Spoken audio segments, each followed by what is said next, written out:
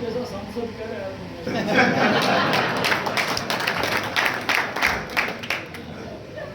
मैं आपने मेरा केंद्र धनखड़ साहब भी यहाँ बैठे हैं, बालन साहब भी बैठे हैं।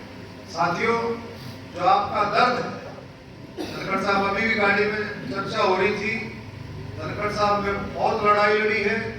वह 2 लाख से 20 लाख की जो बात करने वाली बात है, उसकी लड़ाई पूरी लड़ाई लड़ी है और मुझे पूरी उम्मीद है। पर थोड़ा समय लग सकता है। तो धनखड़ साहब है, उम्मीद है कि थोड़ा समय लग सकता है, लेकिन इस काम में कामयाबी मिलेगी। आप जैसा संसद करे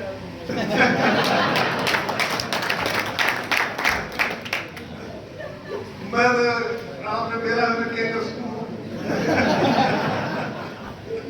तो लेकिन ये है कि भाई जब धनखड़ साहब लगे हैं तो थोड़ा समय लग सकता है, लेकिन बात को अब संजीव बालन जी भी हमारे एक ऐसे वकील के रूप में आगे हैं तो जिन्होंने सारी समझ है कि अभी किस तरह से पंचायतों में चुनाव लड़े जाते हैं, किस तरह सरपंच लड़ करके।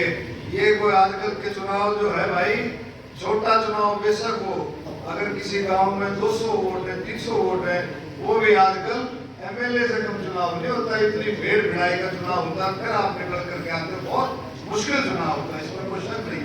और आप मान सम्मान बढ़े और आप लोग गांव के लिए सोच रखते हुए आगे बढ़े, ये हमारी शुभकामना है। और मोदी जी का आपने अभी कार्यकारिणी में भाषण भी सुना होगा मोदी जी का। आपके पास उसके जो है YouTube पर भी आपके पास उसके सारे के सारे ब्रीफिंग भी आई होगी कि किस तरह से मोदी जी की सोच है। धनखड़ साहब और बालन साहब बताएं कि हम सबको मिलकर के हम अमृत काल में प्रवेश कर रहे हैं। आजादी के 25 साल जो अभी आने वाले जो 75 के बाद 100 साल का जब देश होगा, तो कितना हम आत्मनिर्भर होंगे मोदी जी के नेतृत्व में।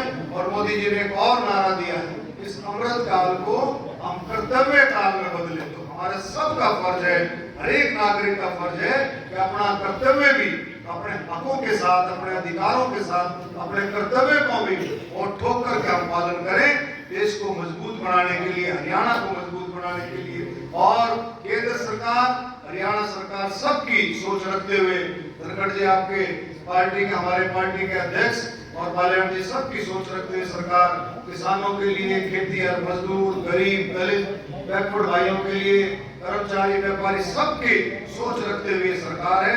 और हरियाणा प्रदेश खेलों का प्रदेश है। आप देखो, प्रधानमंत्री जी जब आते, आज बालन साहब ने भी हमारे स्टेडियम का विजिट किया और देखा कितनी खुशी हुई बालन साहब को, सभी खेलों को देख करके, खिलाड़ियों से मिल करके।